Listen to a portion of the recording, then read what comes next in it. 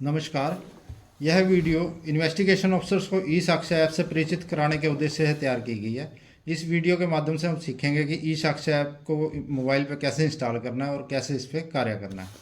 ई साक्ष्य ऐप को मोबाइल पर इंस्टॉल करने के लिए सबसे पहले ई साक्ष्य एपीके फाइल पर क्लिक करना है। उसके बाद do you want to install this app पे जाके इंस्टॉल पे क्लिक करना है।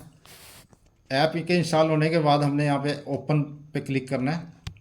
उसके बाद हमें अपने डिवाइस लोकेशन की एक्सेस की परमिशन के लिए हमें वाइल यूजिंग द ऐप पे क्लिक करना है और allow setting alarms and reminders को एनेबल कर देना है। इसके बाद हमें अपना एक 6 नंबर का एम पिन जनरेट करना है। यह एम पिन हमें याद रखना है क्योंकि जब भी हम ई साक्ष्य मोबाइल ऐप को एक्सेस करेंगे तो यह पिन हमें डालना पड़ेगा। यहाँ पे 6 नंबर का पिन डाल के और जनरेट पिन पे प्रेस करना है। उसके बाद जो पिन हमने जनरेट किया उसे यहाँ पे एंटर करके और प्रोसीड पे प्रेस करना है। उसके बाद हमें अपने मोबाइल को नंबर को ऑथेंटिकेट करना है। हमारे जो मोबाइल नंबर है वो ई साक्ष्य पे रजिस्टर्ड है। रजिस्टर्ड मोबाइल नंबर को डाल के और प्रोसीड पे प्रेस करना है। उसके बाद हमें एक ओटीपी रिसीव होगा, उस ओटीपी को यहाँ पे एंटर करके और प्रोसीड पे प्रेस करना है। उसके बाद मेरी पहचान डिजी लॉकर पे जाके मोबाइल नंबर को फिर ऑथेंटिकेट करना है। यहाँ पिन लेस ऑथेंटिकेशन और I consent to terms of use को टिक करके साइन इन पे प्रेस करना है। इसके बाद फिर से हमें एक ओटीपी प्राप्त होगा। ओटीपी को यहाँ एंटर करके और साइन इन पे प्रेस करना है और अलाउ पे क्लिक करना है। इसके बाद हमें do not disturb access e साक्ष्य के लिए एनेबल कर देना है और एनेबल करके अलाउ करना है। यहाँ तक का जो प्रोसेस था वो ई साक्ष्य ऐप को मोबाइल पे इंस्टॉल करने का प्रोसेस था। अब हम सीखेंगे कि ई साक्ष्य पे कार्य कैसे करना है। सबसे पहले मोबाइल पे ऐप को ओपन करना है। ऐप ओपन करने के बाद यहाँ पर हमें अपना 6 नंबर का एम पिन एंटर करके प्रोसीड करना है। उसके बाद हमें ऐप की होम स्क्रीन पर 6 ऑप्शन दिखाई देंगी। पहली ऑप्शन है न्यू साक्ष्य। जब कोई हमें न्यू साक्ष्य जनरेट करना है, वीडियोग्राफी करनी है तो हम न्यू साक्ष्य पे क्लिक करेंगे। रिज्यूम इनकम्प्लीट, यदि कोई साक्ष्य अधूरा रह गया है तो उसे हम रिज्यूम इनकम्प्लीट पे जाके कंप्लीट कर सकते हैं।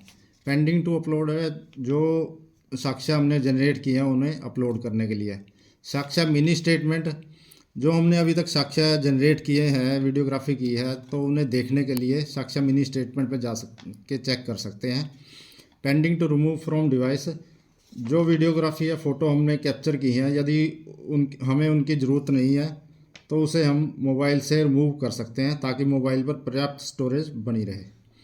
Pending to link with FIR, साक्ष्य आईडी को एफआईआर से लिंक करने के लिए है। यहाँ पर हम देखेंगे कि न्यू साक्ष्य कैसे जनरेट करना है।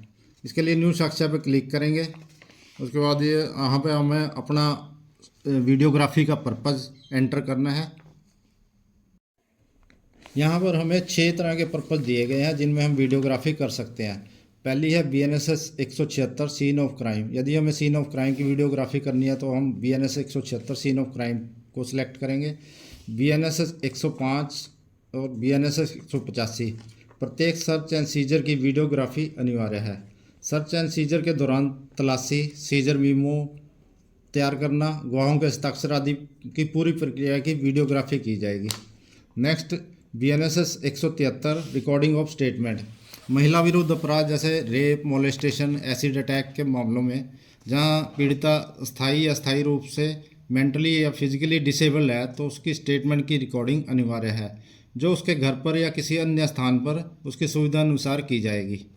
Next BNSS 497 order for custody and disposal of property, इस धारा के तहत फोटोग्राफी या वीडियोग्राफी न्यायालय द्वारा की जाएगी।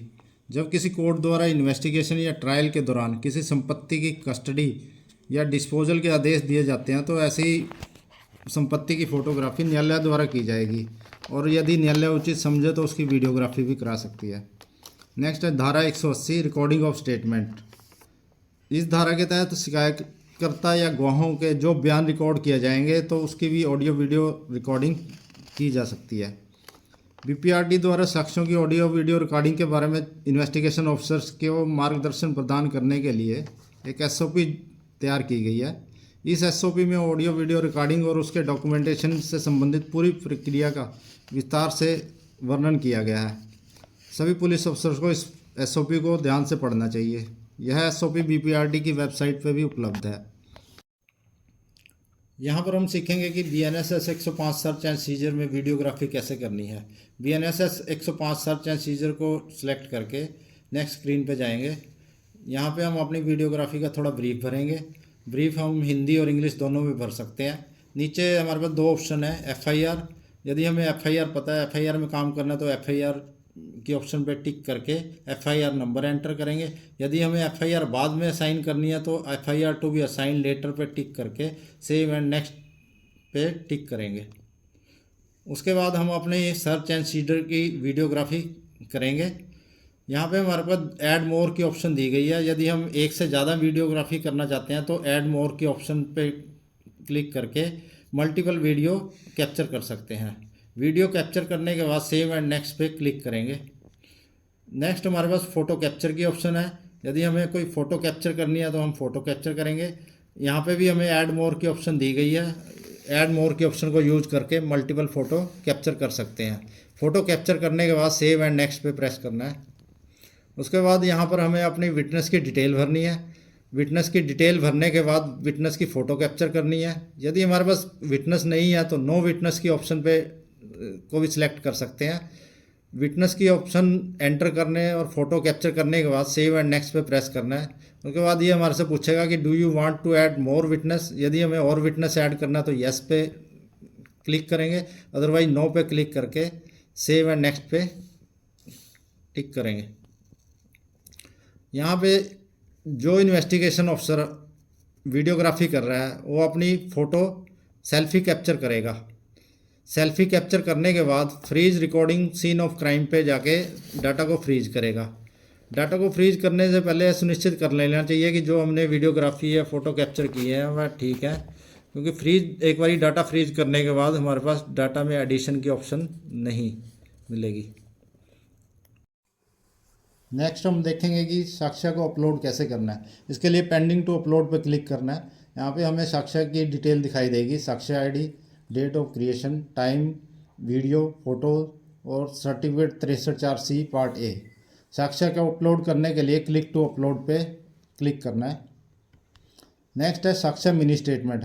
जो हमने साक्ष्य क्रिएट किए हैं उनको देखने के लिए हम साक्ष्य मिनी स्टेटमेंट पे जाएंगे। यहाँ पे हमें जो साक्ष्य हमने क्रिएट किए हैं वो लिस्ट के रूप में दिखाई दे जाएंगे। हमें एक टाइम में 10 साक्ष्य दिखाई देंगे। जिस भी साक्ष्य को हमने देखना है उस पर हम